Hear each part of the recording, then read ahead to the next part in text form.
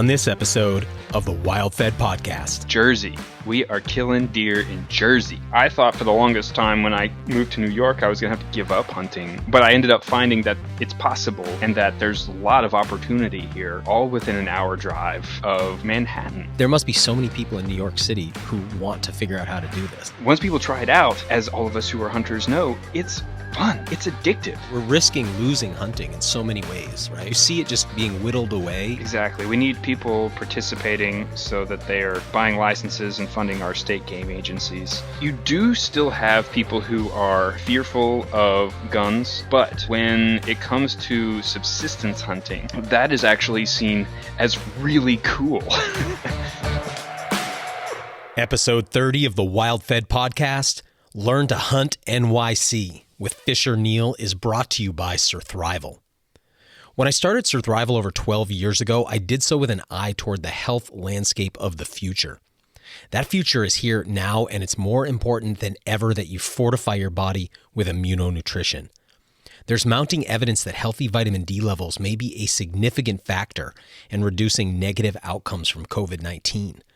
A recently published study in the Irish Medical Journal and carried by Science Daily stated that the correlation between low vitamin D levels and death from COVID-19 is statistically significant. The dose for Surthrival's vitamin D3 K2 is just 2 drops a day, making a $29 bottle a 9-month supply. That's the protection of vitamin D3 for just 11 cents a day. It's crucial to keep your own vitamin D levels optimized, but also think of those high-risk folks in your life. A bottle of Surthrival's D3 K2 makes a great gift and could make a world of difference.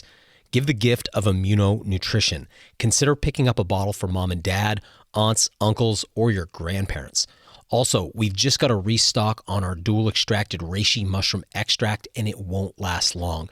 Reishi is one of nature's best studied immunomodulators, and it's been hard to keep it in stock.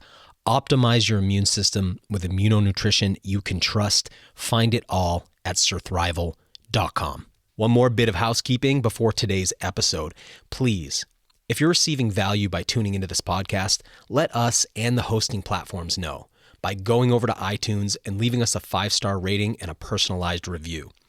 Making this show takes a ton of time, money, and effort, but you leaving a review only takes a moment. Our ability to get great guests and grow our community depends heavily on our rankings, and you can help us do that. If you're one of the folks who've already left an incredible review, I want to personally thank you. You are appreciated. I'm Daniel Vitalis, and you're listening to the WildFed podcast, a show about reconnecting with nature through hunting, fishing, foraging, and food. WildFed. Food is all around you. Today's interview is with Fisher Neal, who, as you'll see, is sort of a walking paradox. He's a hunter through and through, which is clear when you talk to him. It's a passion that was ignited when he was a child and has grown with him into adulthood. But if you follow him on Instagram, where he goes by @huntingactor, you'll see he's also a professional stage and television actor. And these two things, for whatever reason, seldom go together.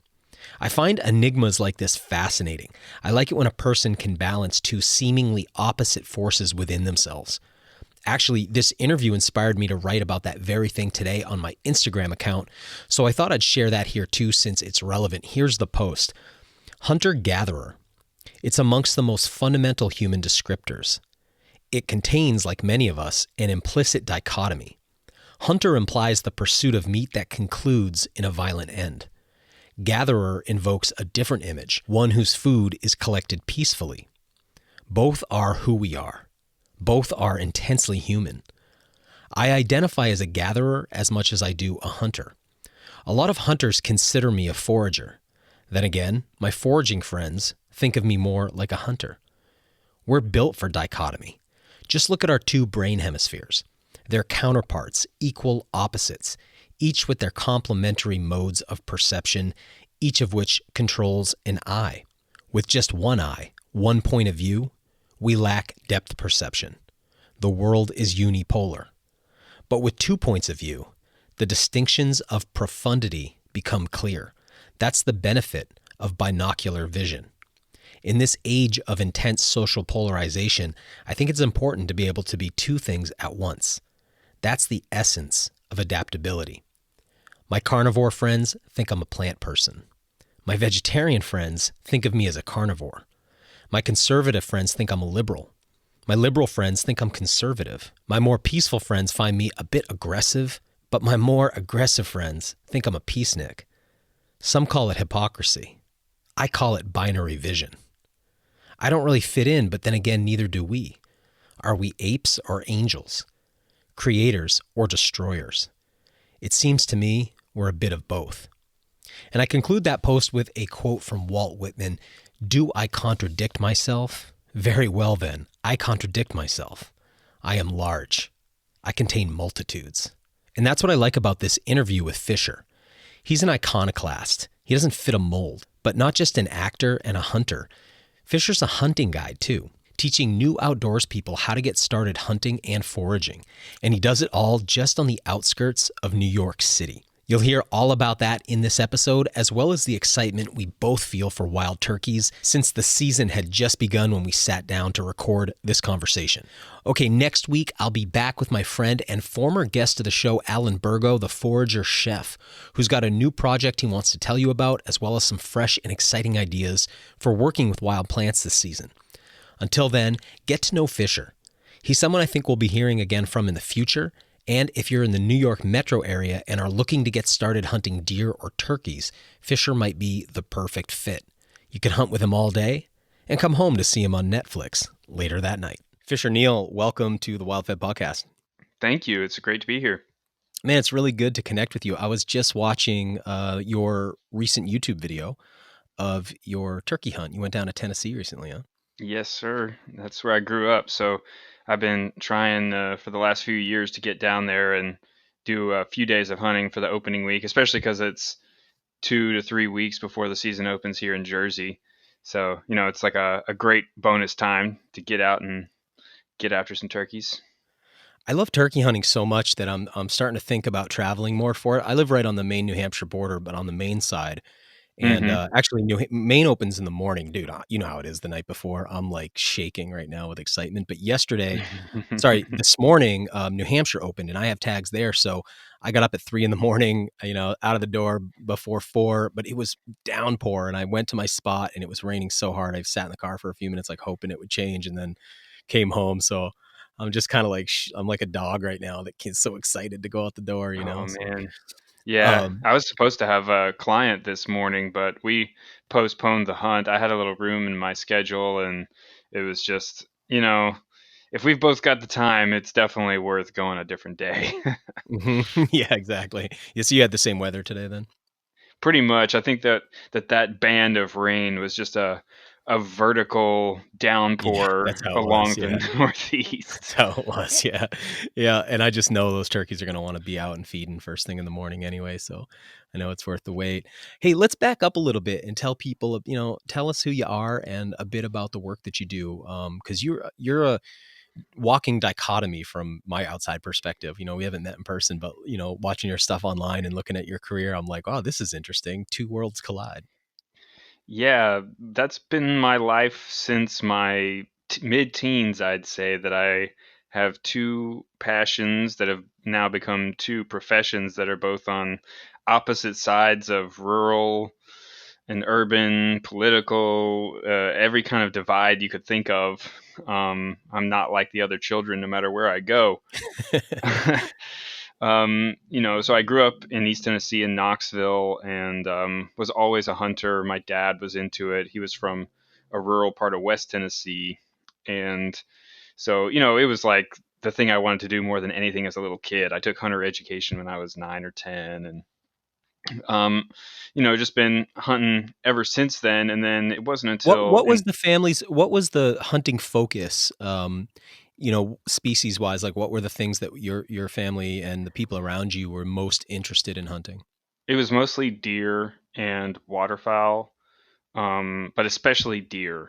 That's partly, I think, because it was what was most accessible, but I think that was also just the thing that my dad was most into. He went to the length to get a lease, on some land in Weakley County in Tennessee, which is a big deer country. And so like every other weekend, probably from October through December, we would drive 5 hours and stay in a hotel for a couple nights and deer hunt. But he was into duck hunting, but not that much. East Tennessee doesn't really have that many ducks. So mostly the duck hunting that we would do was drift hunts. We'd get in a boat and drift down big rivers and flush ducks, Yeah, out from the I do banks in the that. morning. Yeah. Um, and that's fairly effective. It's a fun way to hunt them. But I always craved. By the time I was old enough to start going on my own, I switched over to primarily decoy hunting and Yeah. Yeah. doing all that stuff.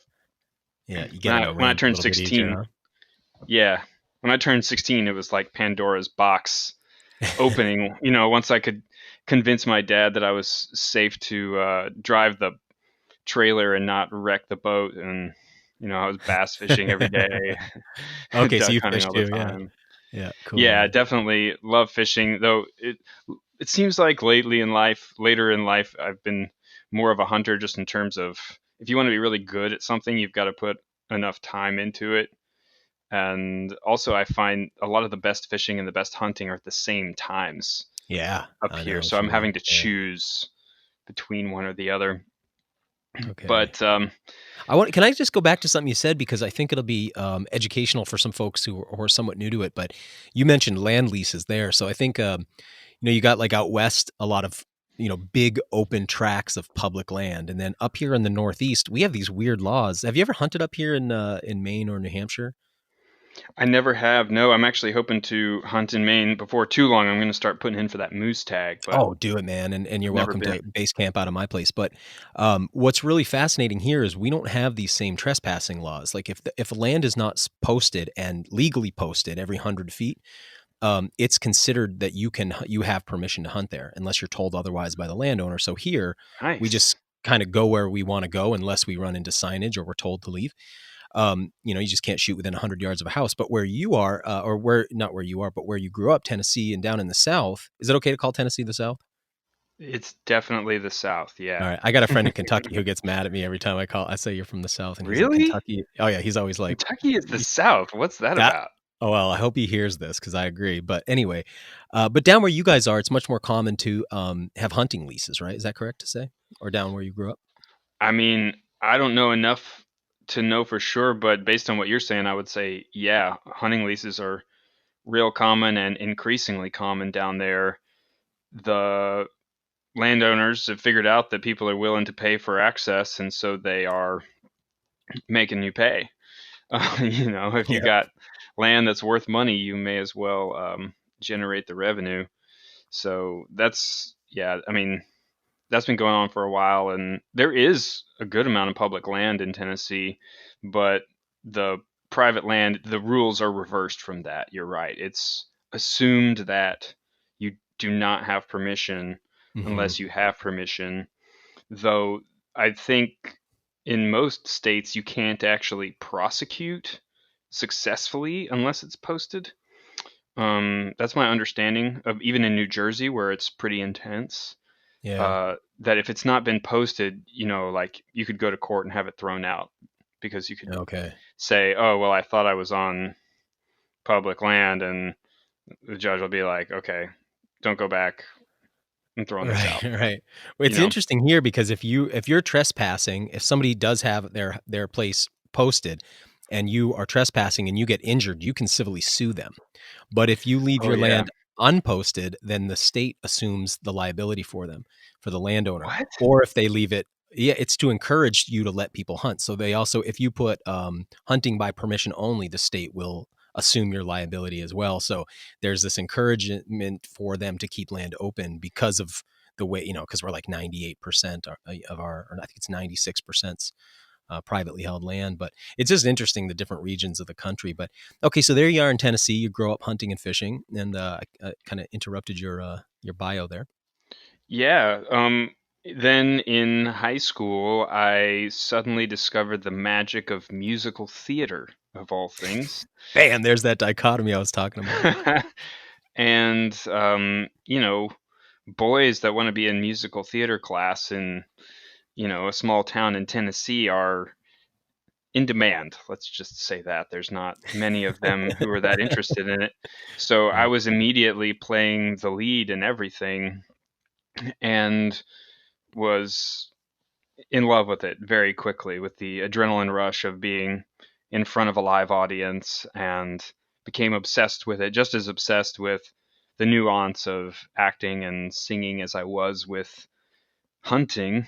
And from there on, things just developed. I ended up going to this very prestigious summer theater company called the Williamstown Theater Festival my freshman year of college. And from that point on, I decided that I was going to pursue it as a career professionally. I mean, when I started acting, I didn't even realize that there was something other than a famous movie star who could be an actor professionally. You know what I Okay. mean? Like, Yeah. Hmm. I didn't realize that there were thousands of people making a decent to good living as actors whose names I didn't know.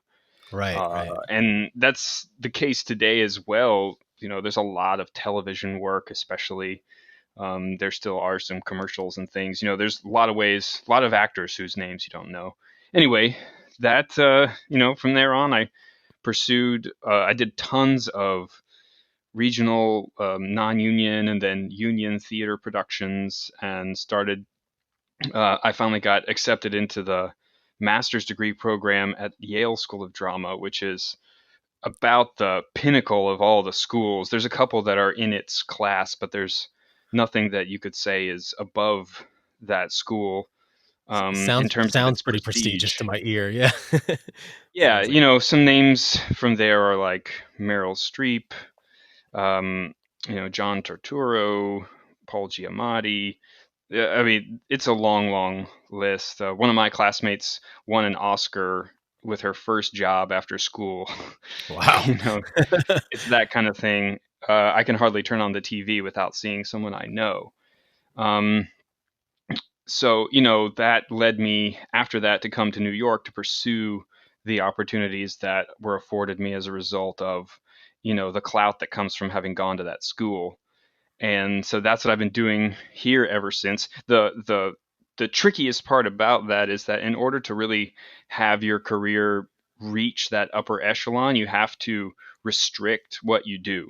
So whereas before Yale, I was working constantly doing this show, that show, whatever I could find and scratch up, I could audition and get. Whereas now I have an agent and I need to be selective. So I only audition for things at this point that are very substantial and hard to get access to. Um, you know what I mean? So it's a weird situation where I'm holding out.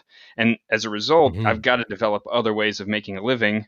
And that's how Learn to Because you're not Hunt taking, I got it. So came you're not about. taking every kind of piece of work that could come your way because you need to Exactly. really hold out for those kind of trophy pieces. Exactly. It's a combination of like the air of exclusivity in Hmm. which you have to, like, casting directors tend to put people in boxes, and if you're the under five tiny part box, then they don't think of you as the guest star or the series Right. regular, Got right? it. And there's also an availability issue, especially with theater. If you do a theater show at a regional theater, even if it's a pretty prestigious regional theater that's going to pay a decent weekly rate, you're out of New York City for 2 or 3 months.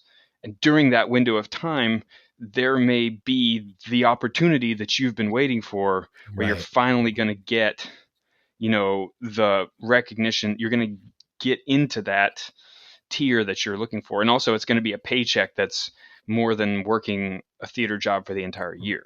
Okay. And You know what I and mean? you were and I kind of was speaking, I started speaking at the same time as you, but I just want to make sure I go back to what you said. So that space that leaves you while you hold out for those jobs is sort of where the space opened up for you to create Learn to Hunt NYC. Exactly. Exactly. There's a necessity to make a living. It's New York City, Jersey City in my case, but the difference in cost is not that much. It's I mean, you can expensive. throw a rock from Jersey City to New York City though, right? I mean, it's like Oh yeah. I mean, right over the bridge. I'm closer than most of my friends who live in Brooklyn and Queens to the center of everything. Hmm. Jersey And City's, yeah, we're right there. And we are recording. Well, actually, before I say that, tell people a little bit about some of the work that you do now, some of the work you've taken, where they can see, you actually on screen, things like that, or on stage. Yeah, so the best stuff I've done is Law and Order, SVU, and Blind Spot. I also did a tiny part on Person of Interest in the second to last episode of the whole series. My Law and Order SVU is probably my best part. It was in season 19, episode Dare. I played a helicopter pilot trying to save a little boy's life. And that was fun. I had a couple of scenes with Mariska Hargitay, who's the lead, and Ice-T was in the second scene, which was really fun to get to meet him. He's such a cool dude. It's so interesting. I grew up with him. I remember having his album Cop Killer, which was so intense. I don't know if you're familiar with it, but when I was a kid, The irony is let's get to that. So, I mean, that album is hardcore. Every song just about killing cops and I mean, just brutal. And then I don't think I've seen him play a role where he's not a cop in the last 2 decades. I mean, I don't get it, but I sure find him to be a fun person. I love his style. yeah. So, Yeah, he's great. He was great to be around, very warm and easy and just he was a Marine. I didn't know that. no. I was trying to What? look for an opportunity to talk up the fact that I take people hunting. Yeah. And so I was asking him, like, "Hey, do you like the outdoors and stuff?" And he said, "No, man." He said, "I've been in the outdoors. If you needed someone to be with to survive the outdoors, I would be a good person. I have that experience, but I'm looking for air conditioning and Yeah. showers and nice comfy beds from here on out." Man, that's really funny. Yeah, so when you're backstage or whatever, you're hanging out with folks in your industry, how often are there like closeted hunters in that world? Because I everything's become so polarized, but I just imagine like a very strong anti-hunting, anti-firearm, anti kind of even anti like meat consumption or apologetic meat consumption kind of world there. So correct me first if I'm just wrong in those assumptions. I think the all the PSAs from Hollywood actors kind of has developed a kind of like a mindset for me about them. But yeah, like, are you really alone in that world being a hunter, or do you occasionally stumble onto folks who do it or love it? I had the same fears that you do when I decided that I was going to become a professional actor and probably move to New York, that most of the people would not accept me. I would need to be very careful who I told, what I was doing with my life. But the reality has been much different than that. There are a very small number of other hunters who are actors. It's very small. I have one good friend who hunts pretty seriously, and that's really it. I've met one or two besides, but that's as far as it goes. The It's interesting that you say LA actors, because there's a big difference between LA actors and New York Yeah. actors. Mm-hmm. There's a big difference between LA and New York people. Something about Mm-hmm. the sunshine, man, it just like Yeah. screws Yeah. with people's heads. Um, Yeah. like Easy living, so man. Really easy living. you do still have people who are fearful of guns, absolutely.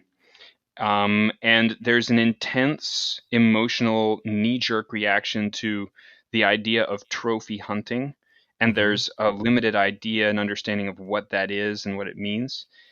But when it comes to subsistence hunting, or at least hunting in which there's respectful actions being Mm-hmm. taken, by the hunter, and that the majority of the meat is being utilized, that is actually seen as really cool.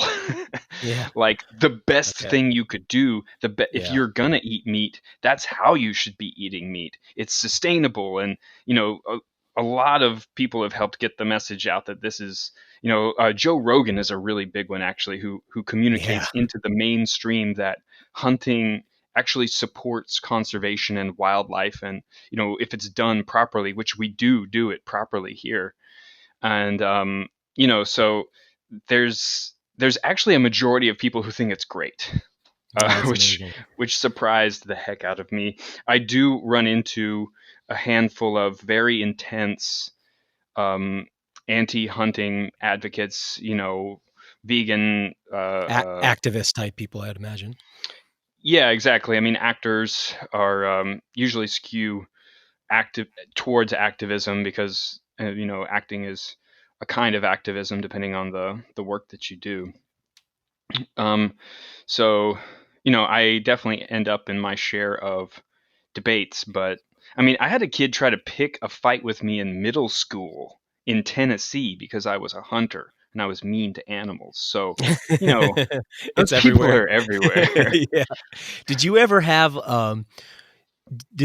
like a internal crisis about balancing these two worlds, or has it always been like, yeah, I can be both of these things? I've never had an internal crisis. I've definitely had an external crisis of logistical issues. Yeah, I You bet. know, it takes a lot of stuff in order to hunt. I need space for a freezer for all my meat, and I need Yeah. guns and tree stands and decoys and a boat and a car and on and on. And I thought for the longest time when I moved to New York, I was going to have to give up hunting, except for a few weekends that I would visit home in the fall, but, um, so the cost of living here and the cost of having space is an existential threat to the ability to do this stuff. There's no question that it's harder. Wow, And yeah, well also you got to said. travel distance to get to Mhm. land. Yeah. But but I ended up finding that it's possible and that there's a lot of opportunity here if you're willing to go out and find it. Wow. Yeah, I'm trying to imagine it because, like, for me, it's like I got a garage full of gear, I got a basement full of gear, I got the Hmm. boat outside, so, the size of apartments there and the sort of, housing out there, I can imagine it can be a little bit challenging even outside of all the sentiments and such. Yeah, it's really interesting, man. I'm trying to imagine. So you got to like skedaddle up to like when you take people hunting, where are you guys going? You're going upstate? Everybody always assumes I'm either going upstate or to PA, but nah, man, Jersey. We are killing deer in Jersey. No kidding, huh? I mean, I Yes. see them on the highway, so it makes sense. They're Yeah. everywhere. I mean, Mhm. there's places where they're thinner, but man, the suburban sprawl, there's so many sanctuary areas that are perfect habitat for whitetails, so they just Okay. explode. So there's these little properties around them, or sometimes you can even get permission to hunt somebody's yard. And then so those places are loaded with deer. And then you've got the agricultural areas that are also loaded with deer because they're agricultural areas. And in addition to that, there's there are quite a few public properties or corporate campuses in these areas that are, 1,000-acre farm where nobody's allowed to deer hunt. So Yeah. it's just pumping whitetails into the surrounding community. So there's a lot of deer here, all within an hour drive of Manhattan. I wanted to ask you about your foraging too. I don't know if you know Hank Shaw, the author of Buck Buck Moose and Duck Duck Goose. He's a wild Yeah, food. I like getting recipes off his website. It's just the same. Yeah, he's won 2 James Beard Awards for that website, actually. Yeah, it's, I often find when I was telling him this the other day because I was just talking to him, and, actually, there's a couple things from my conversation with him I'd like to bring up, but I was saying, sometimes I'll be working with a new ingredient, and I'll just be searching. I always end up on his website, and not on purpose. It's Mhm. just like that's He's where the got search good leads. SEO. Yeah, Yeah. he's good, and he's been doing it a while too. Um, but I was asking him what he thought about the gulf between foragers and hunters. And he brought up, hey, it's not exactly like that because there's a lot of traditional use plants or mushrooms that hunters kind of have interest in. And I was saying, yeah, no, I get that. Here in Maine, we go after fiddleheads. It's real common.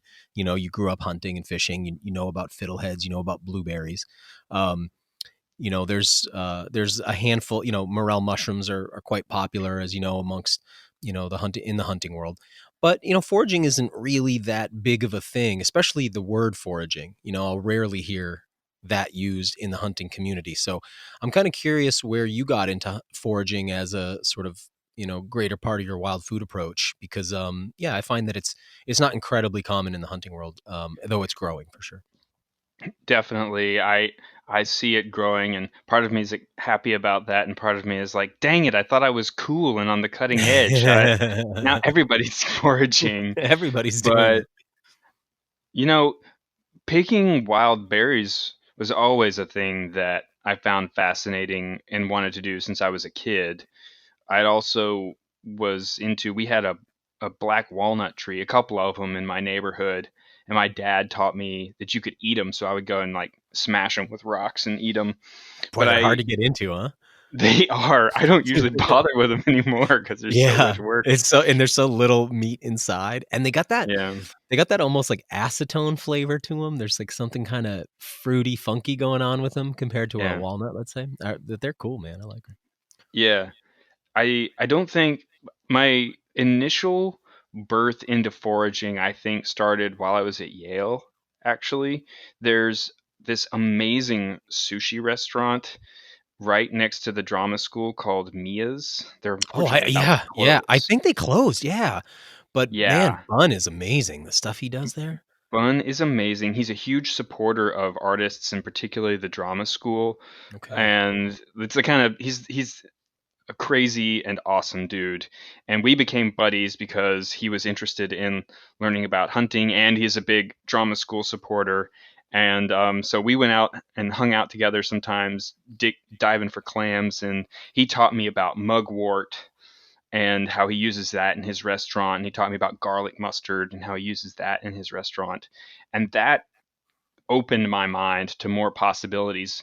And I had been interested in mushrooms, but I really didn't know how to find any of them. I'd been looking for morels during turkey season for years and never had found one. Um, and it didn't really blossom until I came to New York, came to New Jersey, and by chance, it's a really amazing story.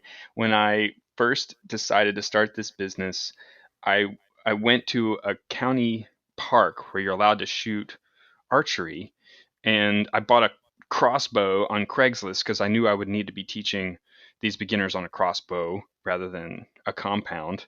And so I went there to sight the thing in, and this guy comes up to me and says, "Hey, I didn't know you could shoot crossbows out here." And I was like, "Well, I don't know. I figured ask forgiveness rather than permission, right?" Well, we got talking, and it turns out he and his buddy were wanting to start a business teaching people to forage. And he thought we should be pals. We exchanged numbers, and we're still good friends. Oh, wow. Um, That's a cool story. and his buddy is this guy named Dan Lepeau, who makes his living now as a food purveyor to restaurants and at farmers markets, almost entirely with foraged mushrooms and plants. Restaurants in New York metro area? In the New Jersey primarily, Okay. Yep. like northern Jersey from Jersey City, into north central New Jersey. Um, so he has a network of guys, of which I'm now one. And then he's also got contacts out in the Pacific Northwest and wherever who ship him things weekly when they're in season there. And so he's making his living doing that, and he has been a direct mentor to me Yeah. to teach me. So I could text him a picture of a mushroom and be like, "What is this? Can I eat it?"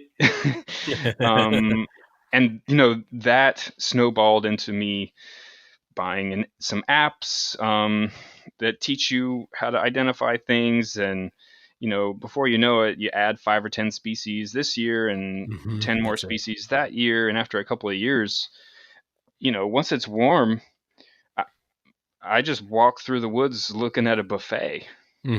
Yeah. you know Yeah. so that's really been the journey for me, and it's still continues to grow, and I just love it, man. It's so fun. It's like being on an Easter egg hunt. Yep. When I Yep. find any mushroom, I'm just like, ooh, I found Mhm. one. Yeah.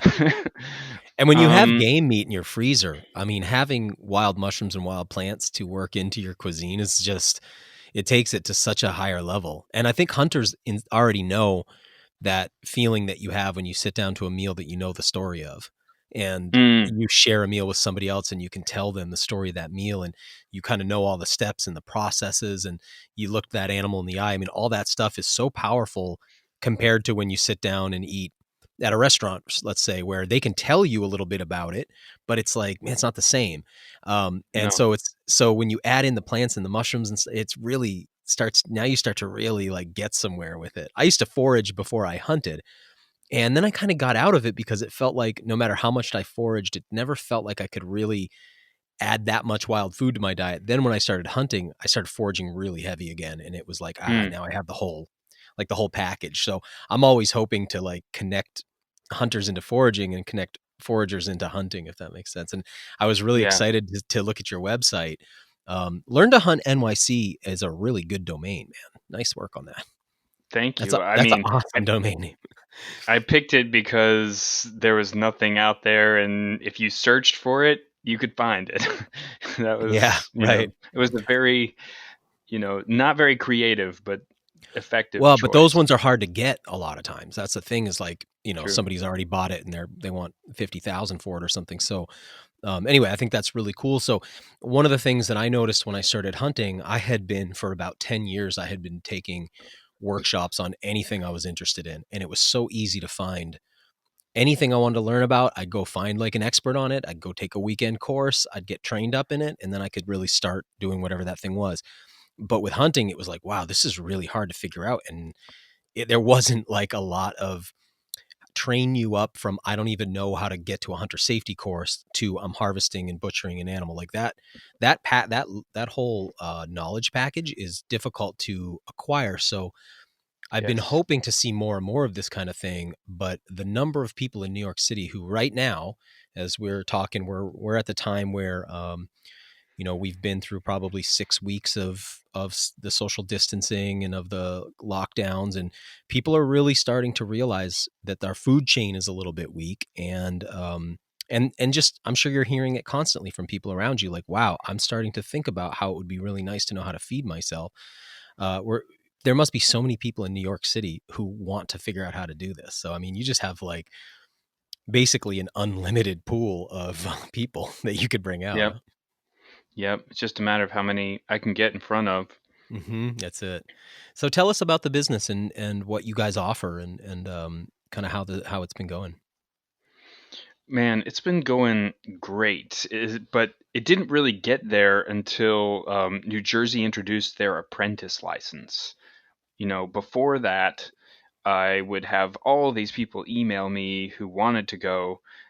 And of course, they all had the idea that they wanted to hunt during the fall when there's no hunter education Right. courses. Hmm. So I'd be telling them, that's great, but here's what I can teach you a lesson, and then I'll take you out in the fall next year. And I heard from precisely zero of those Yeah. people again. Yeah. Whereas now I say, heck yeah, I'm available these dates. Let's do it. Good. So since then, which is about 3, maybe 4 years now, it's been a steady climb where my business has doubled every year. It went from being once a month to being once a week to being 2 or 3 times a week to this year. I was deer hunting 5 days a week from Oh, September cool. to November. It was awesome. That's great. It was exhausting, but it was Hmm. awesome. And so, Um, and just for people listening, I want to kind of explain. I'll explain what it's like here in Maine, and then you tell us what it's like there in Jersey. But my wife actually got a apprentice hunter's license this year, so that works like basically you get that. You don't need to go to hunter safety right away. I think you can have it for 3 consecutive years here even before you have to do a hunter safety course, but you have to hunt with somebody who's over 18 and has held a hunting license for 3 years. So that allows you to, like you just were sort of alluding to, you can start hunting that year even if you didn't get to a hunter safety course in time. I'm always telling people, look, even if you don't think you're going to hunt for a few years, go do a hunter safety course now so that you get that out of the way, because then you can hunt anywhere. But does it work sort of similarly there in Jersey? It is similar here. Every state that's brought it in has slightly different rules to it, but it's here you can have it for 2 years. They don't have to be consecutive. It has to be a mentor licensed 21 years or older, no violations in his past or her past, and you have to be directly monitoring that person. You have to be right together. You couldn't split up. So, but yeah, it's, no hunter education is required to do that. There are some age limitations on it that I understand, but are frustrating to me sometimes. I've actually lost a good number of clients who wanted to bring their kid who is a teenager, and here you can't do an apprentice license with a firearm until you're 18 for some reason. Okay. Or until you're, I think, 16, 15 or 16 archery. So that they have to have taken the hunter education course. And I've lost some opportunities to that. But yeah, it's been so great. The main thing that I do with people in the fall, I call it an apprentice hunt, and it's my crash course in deer hunting. We start with a shooting lesson. We go to either an archery range or rifle range. I spend, it depends on the person, usually around an hour, hour and a half on the range, getting them comfortable shooting and preparing them for what the shooting scenarios are going to be. And then we go out and spend a couple hours hiking around scouting somewhere. And I teach them the basics, the fundamentals of scouting, all the main signs of deer, what they mean, teach them to identify oak trees and beech trees and whatever other kind of trees. I just dump as much scouting and hunting knowledge. Maybe we find mushrooms along the way, and then we go and we do an evening sit and try to Cool. actually Same day. harvest a deer. Yeah, and I've had quite a few people harvest their first deer on their first afternoon in the No woods. way. Wow. It's wild. They're spoiled for life. They have no idea what I've just Yeah. done for them. Yeah, exactly. And you offer some, I saw some foraging stuff on there as well. So it's a pretty complete package. If somebody was like an urbanite who'd never really done anything in the outdoors, they could come work with you and basically get, like you said, a crash course and sort of being an outdoors person, huh? Definitely, that was the inspiration that I had, was that I should just there, in a city of 9 million people, there had to be some people who were there who wanted to learn and were willing to hire somebody. So, Thousands you and know, I thousands, just man. I just said, okay, here it is. I'm focused on teaching beginners. If you know nothing, I'm your guy. And it felt like it was easy to start that, right? Like, I've been doing this stuff for 20 years. I didn't necessarily consider myself an expert or the best hunter, but compared to someone who's a beginner, I have a massive amount of Yeah. experience and knowledge. I can definitely fill a day. That was kind of how Yeah. I started, and now I'm actually becoming an expert. Through the teaching, Like through teaching it, I imagine, right? Which just through accelerates teaching your it, learning. yes, but also through doing it so Yeah. much. Okay. Yeah. When I'm deer hunting every single day in Right. all these different places, I'm suddenly developing a much deeper understanding of how the deer behave, why they're in a given place at a given time. Like when the rut starts getting going, I know exactly what phase they're in. I know exactly what's happening because I see Yeah. it. You know, Yeah. I'm not guessing like, oh, it's cold today, so the rut started late and this and that. I'm like, You've been no, out there. Yeah. yeah, it's like it's a cold day. It's this day of the month. This is where we are. There's going to be a ton of deer today, and there are, Yeah. or it's gun season. They've been pushed hard. We're going to be lucky if we see one, and if we do, it's going to be at sunset or after. Mhm. You know, that kind of stuff just gets, more and more, and it's great. It's fun to finally be really good at something that I've always been passionate Yeah, about. that's cool, man. And then do you do, turkey hunts as well with folks? Yeah, I'm turkey hunting my nuts off right now. It's great. It's weird. Like people didn't book me in advance. Things are a little Right, crazy. right. But it's like at the last minute, I just keep on filling up, and I keep on ending up hunting. It's you know That's amazing. next week I've only got a couple, but I have 3 or 4 people talking to me. I'm probably going to be booked for most of the week, but the next week is still wide open right now. But the way things are going, it's you know, hopefully somebody will pick me up.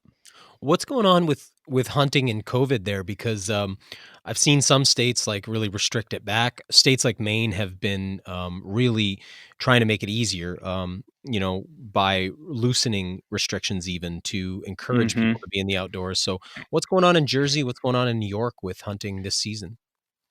Yeah. Well, you have different bodies with different authorities, especially in a place like New Jersey. There's so many different governmental components.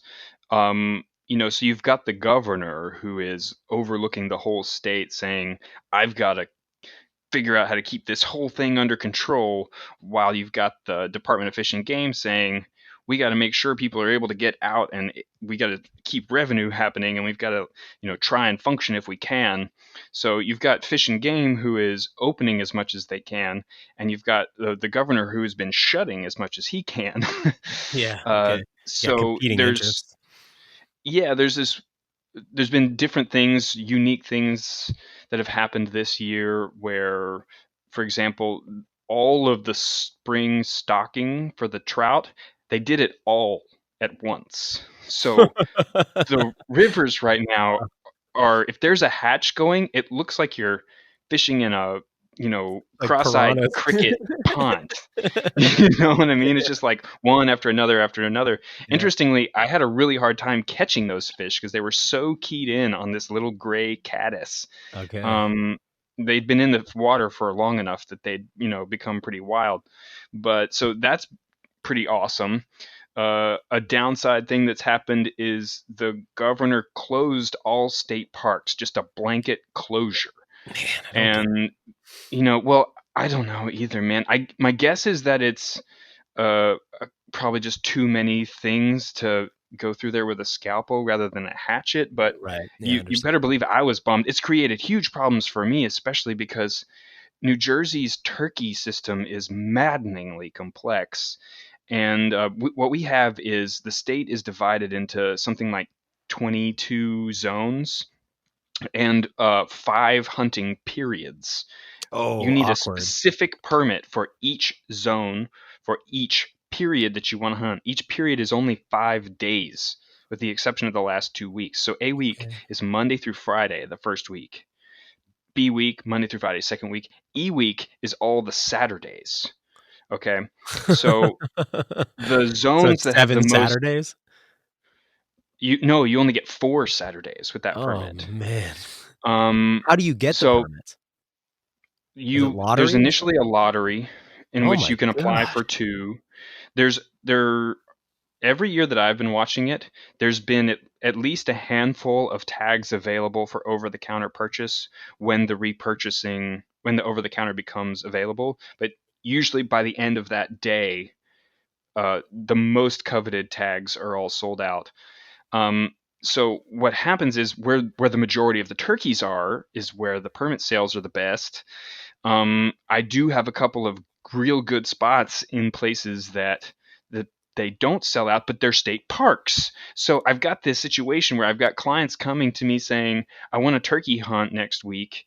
And I'm saying, where am I going to take them? Because Mhm. I've got this park, but I'm not allowed to go there. But that's the only place where I've got a zone tag that's available that they can buy. The places where I know all the tags are sold out. So it's just like, oh, it's crazy. I mean, it's hard in a normal year. Right. Um, but now it's even more complex. Though they're opening the state parks on Saturday. It's Oh, good. wonderful. So Yeah. that stuff's coming back. So in those places, it's going to be like opening day. I've actually got a client who this Saturday I was planning to take to a WMA in a zone where I've been like busting my butt trying to scout this week. And now I'm like, dude, let's go where it's opening day, where I already know there's a lot of birds, So That haven't been that's pressured. exactly. So New York just opened today. PA opens tomorrow. So I'm planning to do some exploratory trips out into other states this year too. So yeah, We're so I'm simple excited. up here. It's 2 tags over the counter, and then in the fall hunt, they just upped it last year to 5 birds any sex, which is like 5 birds in the 5. fall? Yeah, 5 Whoa. any sex. It's just, I Do y'all have a mean, ton of turkeys? well, yeah, it's complex as you know how this stuff is, but it's like we have a ton of turkeys where there's a ton of people and you can't hunt. And then in the places where there's Right. not so many people, they're not nearly as high, but because of complaints, we actually spoke to the biologist who helps to set policy, and part of the issue is that you got a lot of people complaining about these big flocks of turkeys in their yard, but they don't let anyone hunt in their yard, and so you Right. can't get to where the turkeys are a problem. You can't get to them. But Right. anyway, Same way with the deer here in Jersey. yeah, I bet can you got a Yeah. lot of like bow hunting urban type areas or Oh yeah, I can't tell you the number of deer I've killed within 100 yards of somebody's house. so cool, man. I like that. I think that's really I there's something about the like adapting, this ancient Definitely. forager lifestyle to the modern world. That's really neat. Man, I just been out scouting, the last few days, and I, every year I go, I get more and more into it. But like, there's something about seeing. I don't know if I can describe this. When I watch a tom strut, it's like I can feel what he's doing. It's like I can feel the human equivalent of the feeling that he has, I think, or at least what I think is going on in him when he does that Mhm. whole thing and he puffs up and he does that little like teacup dance as he moves around in circles. And I just love him more and more. I got a buddy down the road. He owns this massive, I think he's got, Jesus, 1,500 acres of this just incredible. He's probably got about 25, 30 deer stands set up. He puts out tons of deer food. He's really, really into hunting there. Nobody hunts it but him and his son. And but he doesn't care about turkeys. So I was there today. He's like, please take these turkeys. And it's like, I can't. Believe it. Like no interest. Do you run into that? People who deer hunt who just think turkey hunting's stupid? Well, I mostly deal with beginners, so Yeah, my right. people are generally more of an open palette, but there are a lot of assumptions, yeah, that'll come to me. It's weird. I don't know. Yeah, everybody who I know likes to hunt turkeys. It's just such a fun hunt, but they're one of my favorite meats. We're just digging Oh out, yeah. some turkey breasts this week because I kind of hoard it until the season comes back around. But now that I'm planning on putting some in the freezer soon, it's like start breaking it out, and man, I just love it. I figured out this year I've bought a little handheld metal detector, little hand wand. And I guess what Does these are it for. work? I've tried this, Oh yeah, and man, it it didn't works. work, the one that I bought. Last night I pulled a piece of heavy shot out of a piece of breast meat where I could not. There was no obvious entrance or exit. There was no blood shot, meat or anything. I would not have seen this. And I shoot heavy shot that like bismuth, whatever. I Yeah, forget what the alloy is, but I mean that tooth breaking tungsten. stuff. Yeah, tungsten bismuth. Man, that stuff's hard on a tooth, and I always have been so worried Lead's about it. hard on it too. Yeah, exactly, and it's fairly soft. So anyway, yeah, no, this thing works really good, man. I'll send you, I think it's called a Tech Point, the one I bought. Did a bunch of research first, but yeah, I used it this year on sea ducks as well, and that's why I bought it. It was so effective. hmm So anyway, I'm like much more relaxed now about feeding. I'm so worried about breaking my wife's tooth, but Yeah, that's great, man. Like I said, I bought a what was supposed to be a small, precise metal detector for that very reason, to check ducks, and it didn't work at all. I tested it holding a holding a steel BB in my fingers, and it still oh, couldn't no way. register. Oh, this works great. I mean, Yeah, now I take my big wooden cutting board and I set it on my lap and I kind of sit out on the edge of my couch so that there's nothing metal around, and I lay right. the breast meat down so it's fairly thin, so that I can search it well. I wouldn't try it on a whole bird or something, but yeah, no, this one I have is really, really effective. Tell me about the kind of turkey hunting you do. Tell me about the style of it. Well, I've actually recently changed it just a little bit after I heard this guy, Michael Chamberlain, I think. He was on another podcast, and he's a researcher of turkeys. And the stuff that he dropped, man, the knowledge that he dropped about turkeys, they had they had stuff where he's got GPS tags on the turkeys and the hunters. So he knows Oh, exactly what they're doing. wow. He's got No. bird song meters in places where you can't hunt, in places where you can on a WMA, and in places where you can only hunt 2 days of the week. And, records, Whoa. his data set is like 150,000 gobbles. He can tell you, he's like, there's a direct correlation between barometric pressure rising or falling and the number of gobbles. There's a direct Wow. correlation between hunting pressure and the number of gobbles. So yeah, because There's he could watch like, like eye in the sky, how the hunter's movement on his GPS is affecting Yes. the birds in the area. Man, that's powerful. Yes, and they were doing stuff like, they're interviewing hunters after they've encountered birds. They've got birds that were coming within 10 yards of hunters who never knew they were there. Oh man. They've got birds that were gobbling and communicating a lot with a hunter, and then returned and were at that spot 2 or 3 hours later. After the hunter Um, left. Exactly. It was basically he had something that he was doing, and then when he got done with that, way later, he did come back and check it out. Now, I've tried that 2 or 3 times now, and it's not yet worked for me.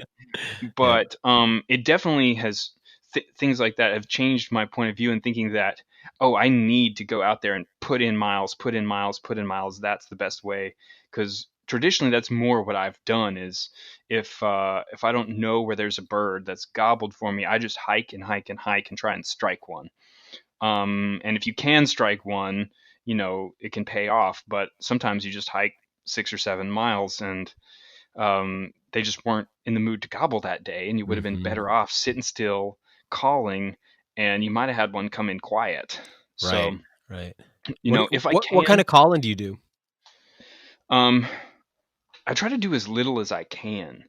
Um, I I really it's like every bird is a little different, Some birds, if you call to them, they'll just come right to you, you Mhm. know.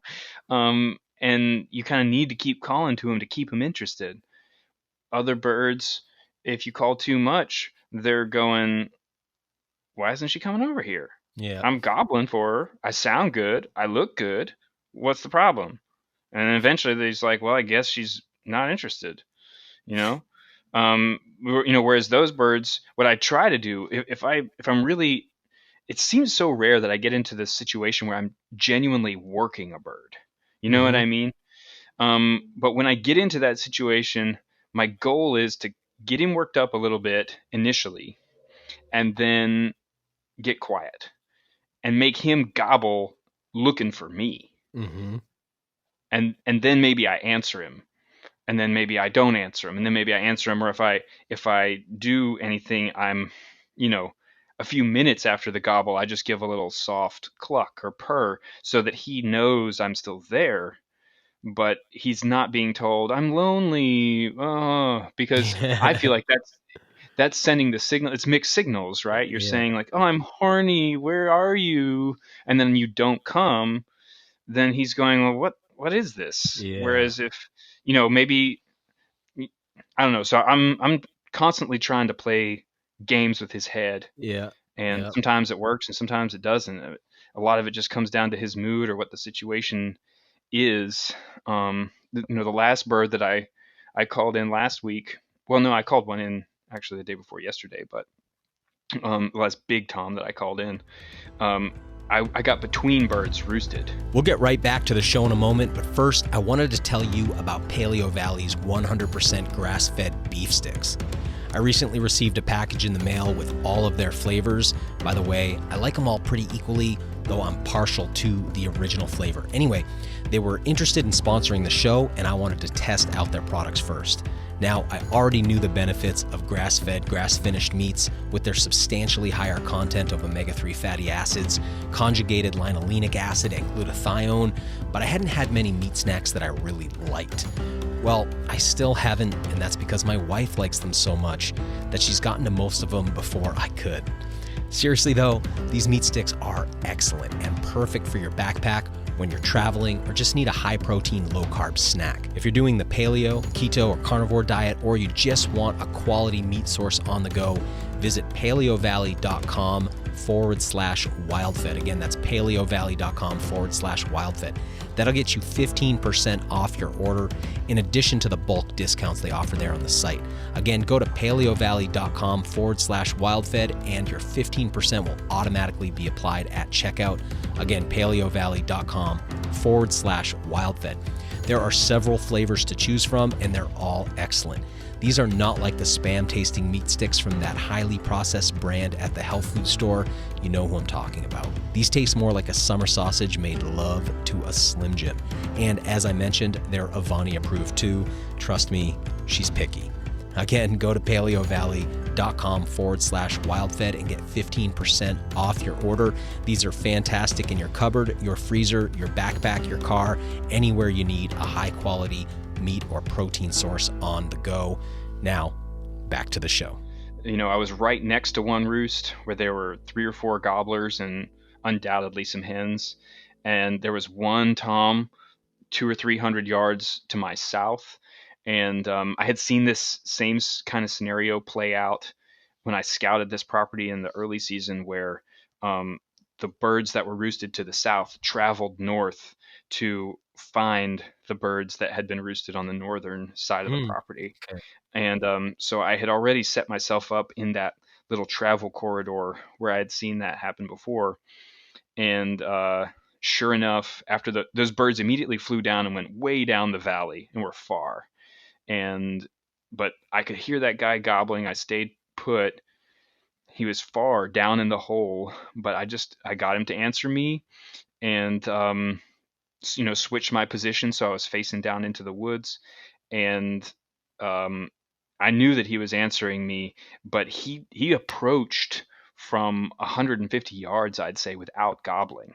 I just had 2 or 3 gobbles from him down there. And luckily it was a dry day and I could hear him from probably 75 or 80 yards coming up the hill. It's telltale, man. They have such a wide foot. Yeah. It's kind of loud and they tend to break sticks. So I knew he was coming and I was just sitting there waiting for him. As soon as I love that feeling so much. I actually didn't know if he was a Jake or a Tom when I shot. I'm a meat hunter, I want the meat and they're so hard to get. So I kill Jakes when I get the chance. And I was so thrilled. He was a big Tom. It was great. I wanted a couple things. First, you use I saw you using a slate call in your video for folks listening. Your YouTube channel, Fisher Neal, your most recent hunt, which you did during the COVID outbreak down in Tennessee, is on there. Do you use exclusively slate calls? Do you use anything else? I mainly use the slate and I use a diaphragm. Okay. I like a good raspy diaphragm call. Yeah. Marge Simpson's sister voice. Yeah, exactly. Yeah. Exactly. I find I can't roll my tongue for whatever reason. I've been trying for 20 years to figure out how to roll my R's. Yeah. Trying to sing opera and just failing miserably. So I can't purr on the diaphragm. But as far as clucking and yelping is concerned, I'm real good at it. You can have a lot of inflection and dynamic range with that call. And you don't have to move, which is nice, right? Like you don't have to move anything. So that birds with those amazing eyes that they have aren't seeing you moving around. Right. So I'm always finishing them with the diaphragm call.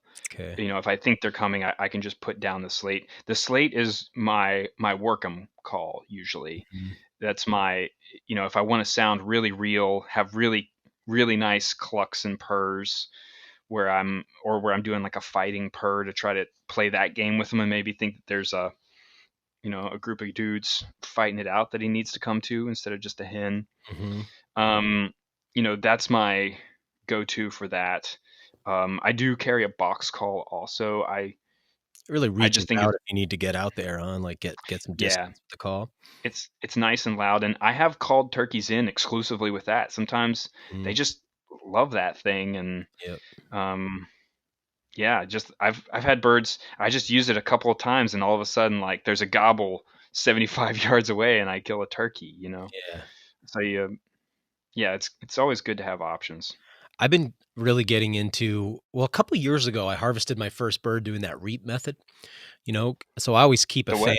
reaping, where you kind of crawl in behind a fan with your shotgun and Oh get right in yeah, I the want to field. do that. It's illegal in Jersey. Oh, is it? Man, it's awesome. It's Yeah. just when they charge you like that, and it's the strangest thing because you feel so exposed behind a little turkey fan, but it's like they just can't.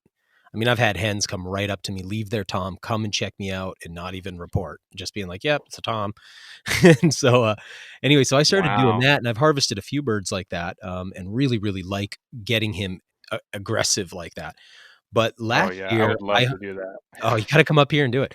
But last year, I harvested my birds and then took out my buddy, who's the producer for WildFed, Grant, and, got him his birds too, and I all 4 with the same method. I brought my gobble call, and I'm excited to do it again this year. So what I like doing now is I'll call to a tom, get him calling back, and then I'll turn my gobble call facing behind me and start running that so it sounds like another tom is answering, and that will Mm, man, will that move a bird who's stubborn, because he'll start thinking, "Oh, mm, he's getting in there."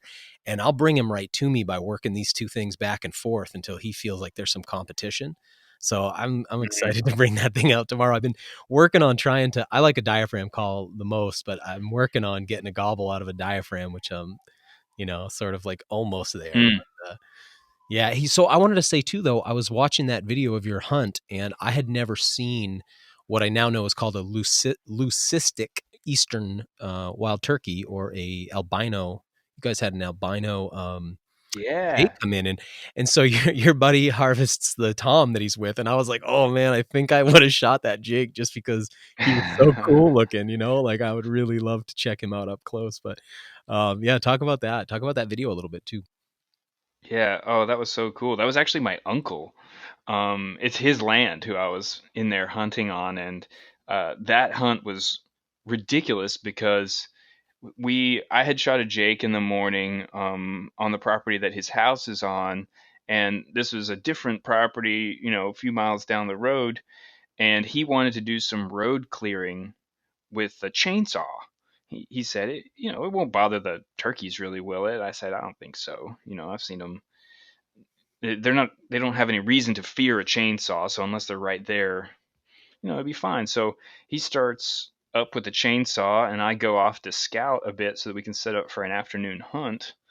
And lo and behold, the first field I come to right across the valley, there's this big old tom and a jake up in the top corner of it. So I called him, and he's like, "Okay, give me just 1 minute." And he still like cut a couple of more trees out of this road, and then grabs his shotgun, and I'm like, telling him, you got to get over here, over to this spot. And I don't know if they heard him, and it's really fun to watch him describe his experience of it. I got a good candid video from, I had a telephoto zoom on my camcorder, standing probably 30 or 40 yards from him, and he's just all lit up, telling his story of sneaking up and getting close to this turkey. It was so dry and loud, they definitely heard him. I was watching these birds like stick their head up and listening in the direction that he was coming from, and I'm like, dude, you are gonna blow this is terrible. They're right there, just be quiet. And but I don't know if they thought he was a hen or if that was just the direction that they were going to go already, but they just walked right into his lap. Did they really, And huh? yeah, they just wandered down there. I never called once. Wow. Um, yeah, That's odd. and it was great. It was great. It's a big bird. I don't know. We waited on a deer scale. Mhm. So I don't really trust those things at lower Yeah, ranges. right. But our guess at what it said it weighed was 28 pounds. Oh, come on. I don't know if that's That legit. seems impossible to me. It was a big, heavy bird. Yeah. I can tell you that much for sure.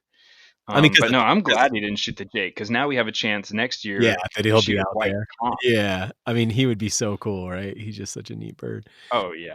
Yeah, I mean, because a 22, 23-pound bird, 24 pounds, that's a pretty big bird right there. But That's big, yeah. yeah, That's wow. probably more likely what it was. Yeah, geez, I got one last year that is ended up in kind of the record book here for the state. But most of it is beard length, because they do beard length, spur length, and then weight. I'd never done anything like this, but my buddy compelled me to do it. But anyway, yeah, I remember the weight was like the least, because the weights tend to not vary too much. So man, I mean, if you had a big heavy one like that pushes them right over. That's a pretty special and unique one. Oh, you're getting me excited, man. I have found when I'm making, if it's real dry in the woods, what I've been doing lately is because I have a fan with me, since I'll reap if I can. I'll just, if I have to walk and do any movement, I'll just hold the fan up. So if they hear or see, they look and they're like, oh, it's a turkey. That's worked pretty good. Actually, last year, another thing I did is I had come up a hill in the woods to a rock wall, and I needed to look over the rock wall. I knew the birds were on the other side of that. And so I just took my decoy and I held it in front of my face when I looked up over the wall. Just held this hand up in front of me. Totally worked, man. Totally. It came right to me. It's amazing. So totally. Yeah. Getting pretty excited.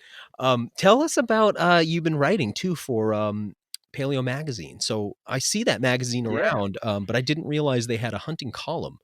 How regularly are you doing that? Yeah, well, I was doing that in every issue for the last couple of years, though they actually just did their last print issue and went to digital. Yeah, that makes sense. Just now. But for a good couple of years, I was doing a regular column focused, just, like 1,000 words to the total beginner. Here's how to try out deer hunting. Here's how to try out trout fishing. Here's how to try out duck hunting, that kind of thing. I actually found that through trying to promote myself, trying to promote my business. I knew that the paleo community, that was actually one of the first places that I found clients, people who were in the city interested in this type of acquisition of meat. And so I just searched and was like, oh, there's a paleo magazine and maybe I can contact them. And their contacts said, well, hey, if you want to submit articles, just submit them and let us know. And I wrote them and said, what would you guys think about a hunting column? And they went for it. So wow, that's cool.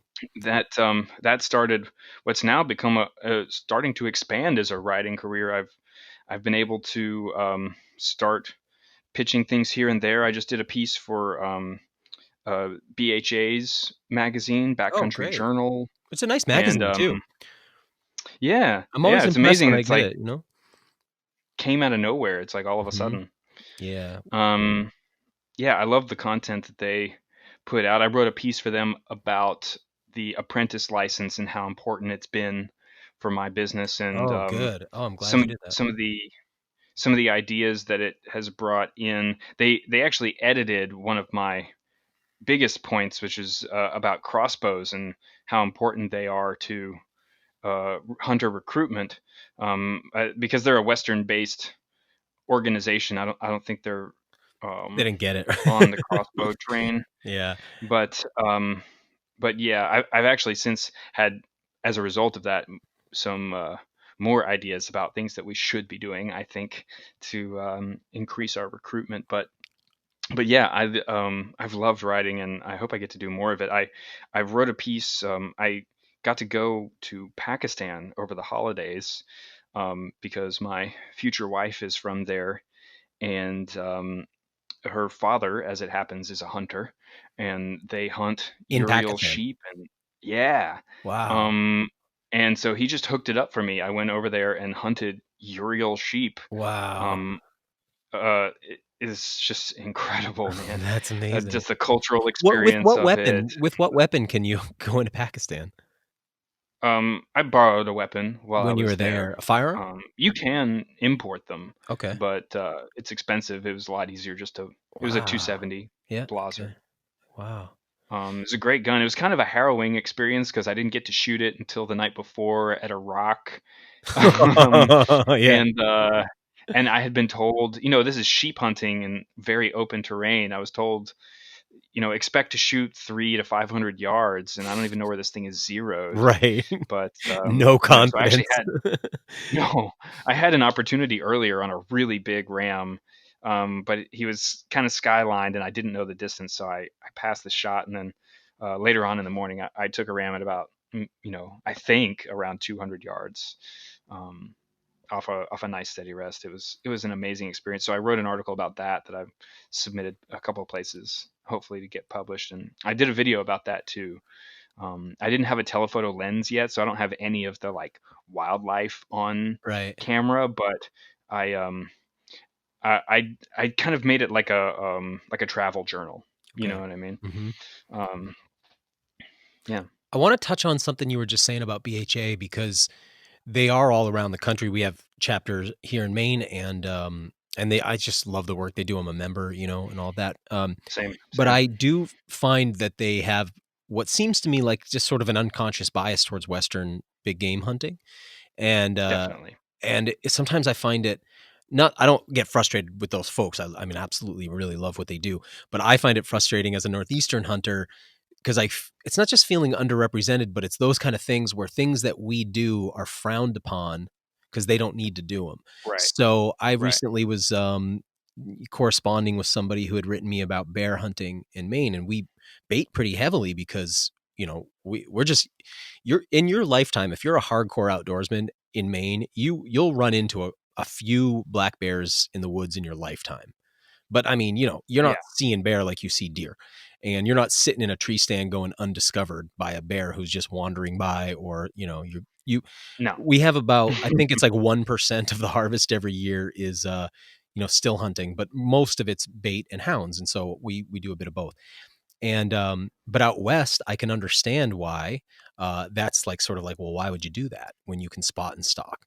So, right. there's stuff like that where I'll feel a little bit like judged by Western hunters. And it's like they don't understand necessarily always the conditions here and what we're dealing with and how different the hunting culture has developed as a result of that. So I'm kind of glad that you brought that piece up because, yeah, it's a different world of hunting altogether. Yeah, One of the things that, one decision that was made by Maine Department of Inland Fish and Wildlife for this year, they made the decision last year is to allow crossbows during the regular archery season. So in the past, you had to have, you have to do a crossbow hunter safety course here, which I really think this is a huge barrier to entry because I don't know why it's not combined with the archery class. It's a separate class and it's very rarely right. offered. So that's a little frustrating.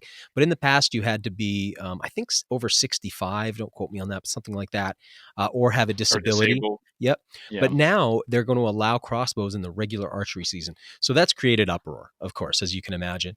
I would love your right. opinions on that. And then I would also love if you could follow up and talk about a little bit more of some of the other barriers to entry. You just said you had some ideas about recruitment. So it'd be cool to hear any of those because I think you and I both are really cut from the same cloth in the sense that we are putting our work out there for recruitment and for new hunters. Um, Yeah. right. And so we're looking at that from a unique perspective. And I know I'm looking at it as an adult onset hunter. I didn't grow up like you did, doing it. So I kind of know those challenges of trying to get into it. So yeah, talk to us about first what you think about crossbows and then whatever else you want to say about recruitment. Well, I think that the rules need to the rules that we set up for ourselves need to address the situation as it is. And 25 years ago, you had plenty of hunters who were very active, and if you turned them all loose with crossbows, you might end up with a higher success rate Hmm. than you want for that number of people to have the correct amount of participation. Whereas now we're in a different dynamic where the number of hunters is declining. There's a lot of places like around here where there's pretty serious overpopulations of whitetails, and there's no reason why we can't change the rules now to make them more liberal so that we can allow more people in and then tighten them back up later on if it ever becomes a problem. Mm-hmm. So I just think that, people get in these really rigid ideas about, oh, like it's always been this way. This is how I was raised. And they tie these like moral and ethical false truths to something that was really like a matter of like success rate decision making by a Right. biologist, and not that doesn't really have, there's no ethical difference between shooting a deer in a bean field or an acorn flat or over a pile of corn. As long as you're eating the deer, there's really Right. not Yeah. Well a said. difference, if you ask me.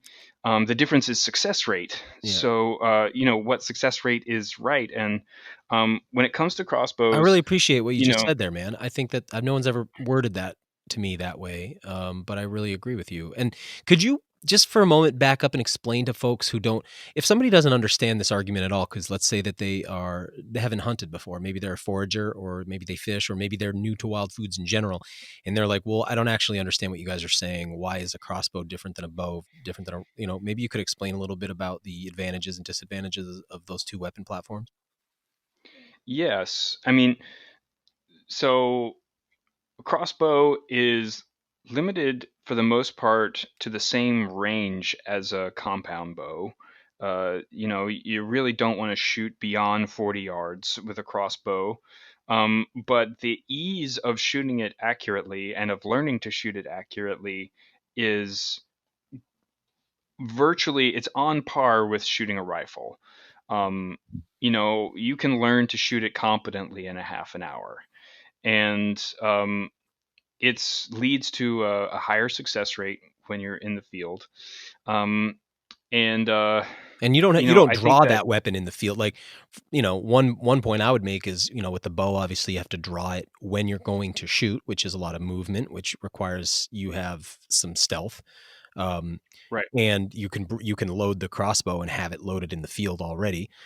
You fire it with a trigger, so you don't have you have a lot less of the sort of jerking motions that send an arrow where you don't mean for it to go. And then I would that's right. imagine most of the time you're using a magnified optic, like a rifle scope, essentially on with a crosshair, right? So now you've got 2, 3, Right. 4 times magnification in addition to So ease of shooting. it's usually not magnified, or if it is magnified, it's not much, because you're shooting it between 10 and 40 yards, so you Ah, really right. don't want Okay, you don't want so much magnification. magnification. Got it. But yes, you're using crosshairs, sets of crosshairs within a scope, so you'll have your 20 yard, your 30, 40, 50, Okay, to whatever. compensate for elevation. You still have to compensate for distance, just like a bow. But the fact that you can shoot it like a rifle, that you can stabilize it, holding it steady, um, and the fact that you don't have to move to draw. It's not just also making the movement, it's having the experience to know when to draw, Well because said. if you Yeah. draw too early, you're going to get tired. If you draw too late, you'll miss your opportunity. Um, there's so many little nuances to the hunt with a compound bow that are alleviated by having a crossbow. And it, like, for whatever reason, I mean, when I was a kid, it was the same way in Tennessee, and I think in most places, you couldn't use a crossbow unless you were disabled. Um, and I was taught to look down upon it because it was too easy. It wasn't fair to use a crossbow during bow season. It wasn't fair to bow hunters for people Mhm. to be out there doing this easier method of take. They should have to wait until gun season. You know what I mean? There's this like competition Right. aspect of that, and I don't know. I mean, I've just grown out of that stuff, or We're I've at this been, point too where we're risking losing hunting in so many ways, right? Like right. you see it just being whittled away through, unnecessary regulation. You see a huge just attrition where you're losing hunters. You got a generation that's never hunted. You got the generation of people who hunted are going away. Like we're not really in a position right now to be so nitpicky because what we need to do is maintain hunting, right? It's like that's to Exactly. me more important than like which way you did it, right? Exactly. We need people participating so that they're donating to NGOs and they're buying equipment that's giving money to the Pittman Robertson Fund, Mhm. and And that's funding our funding. biologists, right? That's right, and funding our, buying licenses and funding our state game agencies. That's definitely, and we need people to be engaged so that they care about. I've given money to the Rocky Mountain Elk Foundation, even though I don't know if I'll ever have the opportunity to hunt an elk. Mm-hmm. Because I just care. I Yep. want that to Yep. be a thing that's out there, and because I'm a hunter and I'm engaged, I think I care more than the average person. That's Mm-hmm. my opinion. But I mean, when it comes to the crossbow, okay, so before we get too far, I just want to get into the groove of what I've been jonesing on, is that, like, the number of available days for a person to try out hunting as a beginner is critical to whether to recruitment. Okay. And I have experience to back this up. The first example is the thing with the apprentice license, because of all these people who showed interest and then never followed up with me after their impulse was blunted. Mm-hmm. Whereas now that their impulse isn't blunted, they, not every single person, but a decent percentage of those people become clients. Mm-hmm. Okay, so that's the first thing. Um, the second thing is that, well, a large percentage of my business is return. It's people, once people try it out, as all of us who are hunters know, it's fun. Yeah. It's addictive. And they want to go again. Not everyone, but a majority of people want to go again. They end up taking hunter education. They end up buying a compound bow and going to the archery range in Manhattan because they want to come and they want to do it with a compound now, right? This never would have happened if they had not gone Mm-hmm. in the first place. Right. And so the number of available days. People are busy, man. People have always been busy, but they're especially busy right now. And you just really can't start somebody out, a week after they have the idea to try out hunting with a compound bow. It needs to be a crossbow or a gun. Mm-hmm. And if those days are not available for them to try it out, it's not going to fit in their schedule. They've got kids, they've got jobs. Can you guys hunt Sundays there? No, Yeah. So I mean, no, we cannot now hunt Sundays, and you it's only very got 1 out of frustrating. 2 weekend days, right? So if you work a 9 to Exactly. 5 Monday through Friday, you got 1 day a week you can hunt. Yeah, Which that was one of my suggestions that they did include in the article. And we have a Um, thing here in Maine where it's like there's this one idea of why we maintain the blue law. Obviously, it started out because of church services, but now the idea is if you want people to allow other people to hunt on their property without having to get permission, then you got to give people a day a week where they know there's not going to be any hunters on their property. So I understand that for Maine, but in a place where you don't have those same kind of trespass laws like we have here, it just seems like you don't pray in school anymore. Why yeah, can't we hunt on Sundays? That doesn't really make any sense yeah, at all. yeah. It's really bad for recruitment because obviously a majority of people who can afford to be hunters have jobs, and a majority of them are free on Saturday and Sunday. Yeah. We do thankfully have a limited Sunday hunting. We can bow hunt for deer on private land and WMAs. So I actually do manage to hunt clients on a lot of Sundays during deer That's season. cool that you found that. Um, Yeah. but it's limited, I mean, you have to work around. I have to plan what properties I'm going to hunt and keep certain ones in reserve for when that person pops up who needs to Mhm. hunt on a Sunday. Um, but and also a great example too of the number of days thing. Just this year, I had a client. My first contact from him was on February 8th. Our deer season here is very long in the zones where we have such high deer populations. We go from mid September to mid February with unlimited antlerless harvest with a bow. Wow. Um, yes, we have a lot of deer here, man. So this guy reaches out to me on February 8th, and on February 15th, I take him on his first deer hunt, and he shoots a deer. Hmm. Right? If the season is not still open, then he forgets about it by next fall, most likely. Like 9 out of 10. He forgets about it. He's now gone, and I would say it's now 50-50 that he's going to be hunting with me again in September, because I've told him, September's a real time to go. That's when they're Right. everywhere. right? Um, you've now made a hunter who would not have existed if that day had not been there. Now, of course, every state can't have seasons that are that long, but the example stands that we could do things like, for example, you could have a mentorship season. You could have weeks of additional hunting that's only available to someone with an apprentice license.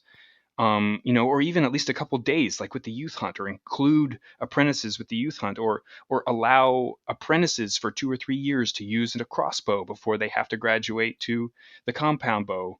You know, there's so many ways we could work around all of These are these fantastic like ideas, man. barriers. Wow.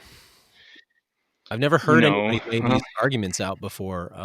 And I've been, I've actually, kind of an honor since I'm an adult hunter, but I've been invited to the R3 program here in Maine and got to, be one of the advisors in that. And that's, all about the recruitment, retainment, and hmm reactivation thing. And, they're always looking for fresh ideas, but I hadn't heard any of these ideas brought up there. And they're all very, very good. yeah, I mean, I think the reason they're coming is because I'm almost the only person in the country who's actually engaged in a for-profit business Specifically dealing. around new people. Yes, I've I've discovered, to no one's shock, I'm sure, that government agencies are incredibly clunky and slow. You know, it blows my mind that they haven't thought of these things so many times, but they're doing their job, which is very narrow and bureaucratic and focused. So it's understandable that that's how they work, and yeah, hopefully they'll hear the right ideas and bring them in. I mean, they're definitely moving in the right direction. New Jersey has been taking these steps, and overall is a great place for people to try out hunting. You know what I Mhm. mean? Like, I certainly have opinions about things we could do more of, but they do a pretty good job here. Yeah, I'd say here, I think around the country, a lot of states are really doing the work. But as you mentioned, it's just a function of government that it's slow, it's clunky. Somebody sends an email, they respond to that email the next day, that person responds a day later, then it's the weekend, and to get a project done takes Mhm. 3 years. Where if in a private Mhm. entity would get it done very, very rapidly. So I know they're trying, and I know they have a lot of great ideas, but implementation is always really challenging when you got these dinosaur organizations and legacy Mhm. organizations and stuff. But um, I There's want to also go all ahead. these like other rules that they have to deal with. In New Jersey, a big one is the licenses. It has to be printed out and displayed outside of your body, and there's a state law Oh, you that's have to like wear it on your vest or supersedes. something. Yes, you have Oh, to wear it like, on a tag thing that's on your back, and dear God. or somewhere outside of your clothing. And if it's not printed out, like, you can't show them your phone and say, "See, here it is. I've paid for it. They can look it up and see that I bought it 2 weeks ago." That's not valid. They can write you a ticket. They're likely to write you a ticket if are doing it that way. But they recently got it changed so that you could, for a majority of them, print them off at home. Um, which makes sense, right? Like, why shouldn't you be able to print it off? Well, it turns out that for firearms, there's a state law that says any kind of license dealing with firearms must be on durable material, printed on Ah, durable right. material. Okay. So they actually have no choice at Fish Right. and Game in New Jersey but to insist that you have a license on durable material. It's like, I think they've actually gotten around it by saying you can print it off and it's valid for 2 weeks until we can mail you, Yeah. Your durable one. the hard copy.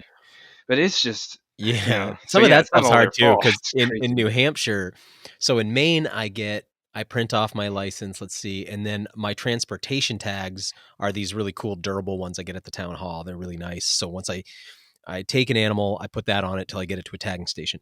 But in New Hampshire, I print off my license on my printer, and then I have to remove the transportation tag after killing the animal from the license. I can't remove it before then, but it's just on printer paper, which means I can't really laminate it, because if I laminate it, then I can't remove that thing properly. And Right, so right. it's like guys, when you hunt and fish, you get wet. You Yeah. sweat when you hike, you're in water, sometimes you're wading in, you're fishing. I mean, you get wet. How am I supposed to have this paper Right. license? And I now we are going a lot more to like if you have it on your phone and whatnot. But in some states, they give you like a credit card, which is kind of nice. And then you're like, okay, this thing is, plastic, so it's Mm-hmm. not going to degrade on me, but I always end up laminating everything I can. But yeah, it's all these laws can be really challenging to navigate. And I think one of the really cool things about what you're doing is that a new hunter comes to you and you can walk them through all of this stuff so that they Yeah. are doing it legally, so that they feel confident. Because I know if in Maine or New Hampshire, if you just hand somebody the law book who's never done any of this, it's so overwhelming. Because Oh, I yeah. feel like those books are written because they're written with the assumption that you've always read them, so you'll understand how things are Yes. organized in there. But if you're new to it, Yes. that it's complicated to go through those books, and little Mm-hmm. changes every year. And yeah, so I just think it's really cool. Hey, let's talk about people listening to this. We got a lot of listeners in New York City. We've got listeners in cities all over the country who would be willing to fly out to work with you just because they're like, man, this is exactly what I've been looking for. Somebody who can hold my hand. And another thing, actually, let me add this piece. I've talked a lot about getting mentors. And I've had a lot of people write me and be like, well, yeah, easy for you to say you have a public presence. It's probably easy to get a mentor. Now, most of my hunting Right. mentors, I didn't get that way at all. But I understand what people are saying. I know like, an example would be like if you watch, or listen to Joe Rogan, right? It's like the man has access to anybody in the country that he'd want to Right. work with, right? It's very easy Right. for him. But if you don't have something like that and you're like, and you didn't grow up around hunting culture, maybe you didn't have a dad, or maybe your dad didn't hunt, or maybe you didn't, your family wasn't into it. And now you're like going to try to figure it out. Especially if you come from any kind of alternative worldview where you maybe saw this world as redneck before and backward, Mm-hmm. and you had a lot of judgments about it because you were into more new age stuff or more progressive ideas or something like that. And you find the average hunter that you've met really unpalatable. So you're like, man, I don't think that's what I've run into. I don't have a problem with that. I'm like, Yeah. I'll hang out with anybody and learn from anybody. That's not hard for me. But I've met a lot of people who are like, man, I just can't spend any time around that guy. I disagree on too many things. And it's like, well, Yeah. that's going to be hard then, because I don't know how you're going to learn. That's the type of character you typically learn from. But your service is really cool because there's people who are like, man, that's what I need. Somebody I can talk to, somebody who's cool, somebody who's young, somebody who understands, you're a thespian. It's like, okay, cool. You got an alternative worldview. You got the people can relate to you. So I think a lot of people are going to be like, wow, that's perfect for me. How do they work with you? Do you work with people from out of state too? If somebody was in LA or somebody's in Chicago or something, can they come work with you? And, how booked out are you? Like talk people through working with you. Absolutely, man. I take all comers. Um, it's mostly been people who live around here. I've not had somebody travel here yet, but I've had a lot of international clients who are living here for work. That's been a really great eye-opening experience too, to talk to them about the hunting experiences in their parts of the world. I've taken Korean, Chinese, Swiss, German, and Mexican, I think, That's so all cool, man. nationals. That's so cool. Um, and Wow. in pretty much every case, either hunting is non-existent or only accessible to the uber Yeah, the rich German where they're from. system's pretty complex, huh? Right. Yeah. They said, it would be much cheaper for a German who wants to try hunting to fly to New York and stay in a hotel and book me for a week than to hunt, And something in Germany. they got a long hunter safety thing too, right? It's like a long program, if I remember correctly. Oh yeah, yeah. It's like a year long. It's Yeah. like getting a associate's And degree like or something. Korea, does It's Korea have a cool, but legal hunting system? I don't think so. Yeah, I wouldn't No. picture that. Um, Uh, and I know in China, those folks have said there aren't animals. right. There's Right. Yeah, no. it makes sense. I mean, there's a billion and what, a 1.25 billion people there with a taste Yeah, for wild game. yeah, As this has recently been in the news. Yeah, yeah, so that's really cool, man, that you can give those. I mean, I love this country. This is such an amazing place.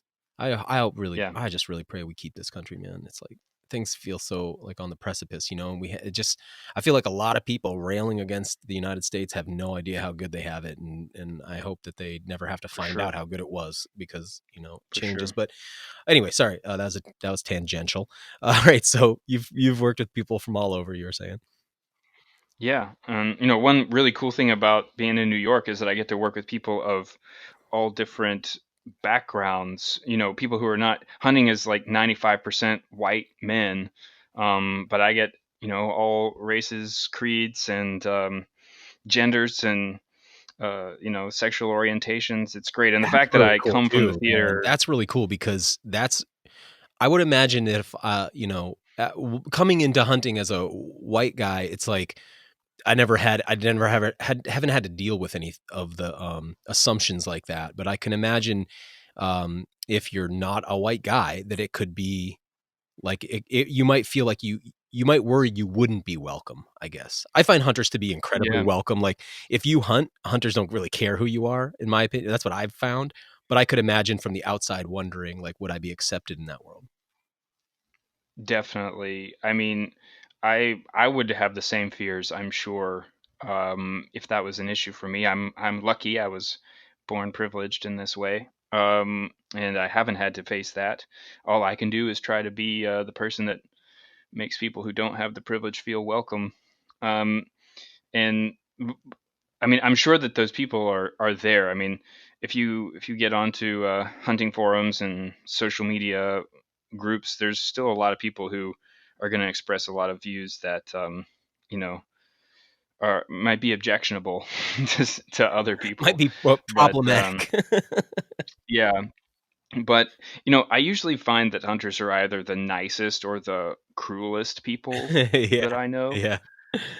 Like a majority of the time they're the nicest, but some of the time they're real, like, gross, not cool people. But I feel like that's just humans. Hmm. A majority of people are cool, and some of them are not.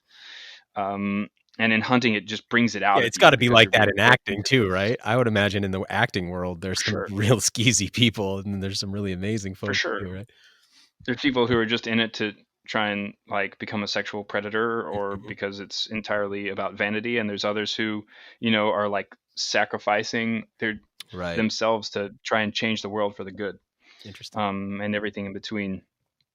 um, but I do think that there's growing you know th- growing belief from other hunters that mentoring is a thing that's noble and should be done. Mhm. And I think that people who are seeking to learn should go to these forums, um, these the chat boards, and but particularly now it's on social media you can connect with people on Instagram, and there's a lot of Facebook groups where hunters all get together and post photos and talk, and if you can get through the chatter, and there are always haters when you post something and say, hey, I'm new and I want help. There's certain things that you just shouldn't ask, like for specific places to go, for example.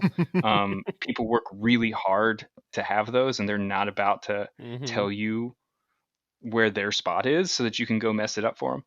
But there are a lot of people. When I first came to Jersey, I got onto this is like before I really knew about Facebook groups. I got into the local forum, the state forum, and um, I made contact with total strangers who took me around and showed me some spots where they used to hunt. It was mostly like guys getting around retirement age who weren't really hunting much anymore, Those are the and they were more guys. than happy to let me drive me around and say, "Oh yeah, this Mhm. spot's good. Yep.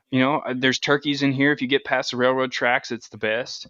Um, those people are out there, Yeah. and you just have to seek them out and be willing to wade past any hate mail that you get, because you will Yeah. get some. Yeah, oh yeah, in anything. But I really agree with that too. Like folks who are getting on a little bit, there's that stage of hunter goes through later in life where they start to be more interested in mentoring than they are in the hunting or in the killing part of the hunt. Right. And They'd they rather they pass it on, see somebody else do it. yeah, they start expressing that they're getting more out of watching you get your animal than they are in doing it. And so those kind of folks are always so willing. But at the same time, like what those folks aren't usually able to do is what you're offering, which is that really like walk you through all those like initial logistics, man. I just think that's really cool. Mentoring is a lot of work. Mm-hmm. There's so much that goes into it. It's like not surprising that not that many people do it, because you do have to sacrifice your own experience in order to do it. Yeah. You know what I mean? And it takes a lot of time and effort. And I, I yeah, that's why I feel like it's okay and good that I've started doing it as a profession, because I can devote that time Right. to being good at teaching it and to actually doing the teaching of it. Right. Yeah. And it's like if you find somebody who wants to mentor you, it's like give back to that person, take care of that person, especially Definitely. those older folks who are sort of getting to that retirement of their hunting career. It's like those folks can really use your help and they're helping you. So Hmm. man, if you're being mentored, be a good mentee, I think is the word. Talk to about your social media, where people find you, how they see your YouTube videos, all that kind of stuff.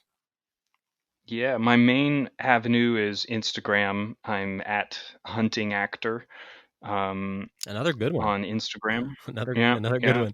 There wasn't a lot of competition for that one. There wasn't, believe it or not. Yeah. It wasn't very thought through. I only got Instagram because a friend of mine who became a big celebrity said that she was going to create a personal Instagram so that we could kind of, keep in touch that way. That was like a secret Instagram. So I signed up for Instagram for that purpose with that name, which was the most derivative, basic thing I could think of. And now it's, It's a good one. I think it's really you good. know, But Instagram's a cool platform, and I think for sharing stories about the outdoors, it's a really I like that as a platform. it I'm the is. most active there It's too. really good. And it looks like you're That's building how up we your came YouTube. together. Yeah, it's where we met. And then you're building up a YouTube channel, it looks like too. Yeah, my goal is I really want to make a show about what I'm doing that's focused on a non-hunting audience and try to get it onto a national cable channel. That's Hmm. my white whale right now. So um, I'm starting to dabble in producing videos on YouTube of hunting trips that I've been on, um, and that is, yeah, I have very low SEO. I tried to search my own turkey hunt, and I got a lot of hunting public stuff, and couldn't even find mine. But yeah, I'm there. Probably the best way to find that stuff is to go to my Facebook page. I have a Facebook page for Learn to Hunt NYC, and I post the videos there, and that'll link you to the YouTube. Yeah, that'd be the best way to actually find my stuff. Well, it's funny. We talked right before this started, and I said, I asked you if you had seen WildFed, and you said, yeah, I saw the first episode, and I had just watched your hunt, and I was like, oh man, this is kind of funny because we're doing a similar thing. And we even, Mhm. my first episode is kind of similar content, because I see you being like, all right, I'm going out for turkeys and ramps. I was like, oh man, that's my first episode too. But I it, know. as I think about it, it's like, that's so good. That's what we need. Like there's a big wide open space. Like this is an unexploited Right. niche. And I want to be like the Coke to somebody's Pepsi. You know what I mean? It's like I want there to Hmm. be, because it's like everybody benefits when there's a little bit of that kind of competition going on, where it's like there's lots of competing brands. That's how you open up the space. And I think that's what we're trying to Yeah, you're do. right. We need to open the space up, and somebody who goes like, oh, I don't really like that dude, but I kind of like that dude. That's great, right? Because you need somebody for everybody. And so That's true. yeah, I just think it's exciting when I see other things that are happening like that. Because also I was just on the phone this morning with production company out of New York that I'm working with, who's been pitching our show. And one of the things I found really interesting is that foraging is essentially blacklisted in television. Why? Liability? No, just that it's been pitched so many. They told me two things that they said never pitch. You never pitch a foraging show, and you never pitch. What the other one was? Rodeo riders. They said those two shows get pitched so much and have failed too many times that like no one wants to hear it. So you have to approach it differently. You can't call it that. You have to Interesting. like sell them in a different way. But anyway, we've been making the rounds with WildFed while we're still building it grassroots. Our plan is to continue on doing it how we're doing it, but it would always be really cool to see it get an amplified signal like that. But it's really interesting to have people constantly be like, man, this is really good. you got good talent. Your production company's, your camera guy's great. Your work's really good, but it's not for us, not for us, not for us. And it's like, partially it's because like blood and killing freaks people out so bad. And then, and then Definitely. there's that whole foraging bias. So we're still trying to crack through that, man. But you sound, I think Yeah. you've got some industry contacts. I'm sure that we don't. So what I'm trying to say is that I hope that you're able to do that, because I think it'd be good for all of us, and good for our industry, and good for our passion, and ultimately good for wildlife and wild places. So yeah, man, I just hope that happens for Thanks, you. man. Yeah. Well, Thanks, man. I've got a ways to go to catch up with you. You're pretty far ahead. I just got a good camera guy. And by the way, it's so hard with it. Like my first episode, the one you saw where I harvest those jakes, it's like all those birds running off through the whole episode is because I got a camera guy, and he's doing his best to be quiet. Yeah. And we've covered every little light on the camera, and he's wearing a full ghillie suit, but he's 6'2" and stomping through the woods because he can't look at his feet. He's got to look at the camera as he moves. And Right. it's just, I'm learning how to as an adult onset hunter, learning how to get close to animals is one thing. And then learn how to bring, cause you guide, like bringing somebody else with you. It's a whole nother challenge. So, we're still figuring it out. We're editing season 2 right now, and it's been a journey, man. I'm looking forward to getting onto season 3, but anyway, man, it's been awesome to talk to you. I really appreciate your perspectives, and you've got a unique take, man, that I think your voice is really important to this community. So I think it's awesome, and I'm really appreciating you coming on today. Thanks, man. It was my pleasure. I'm so happy that we got to connect, and I just really appreciate being given the platform to come and talk about what I do. Yeah, hope you come back on sometime, man, and let's try to connect either down that way or up here. Yeah, I'd love to hunt together. Thanks for listening to the WildFed podcast. You can help us grow this show by subscribing and leaving us a rating and review. It ensures better rankings and more advertiser interest, which translates directly into better shows, more awesome guests, and a constant stream of fresh, new content. Have a question you'd like answered on the show, or a hunting, fishing, or foraging trip you'd like to host us on? Email us at info@wild-fed.com. And be sure to visit our website, wild-fed.com, to check out the WildFed video show and store. WildFed. Food is all around you.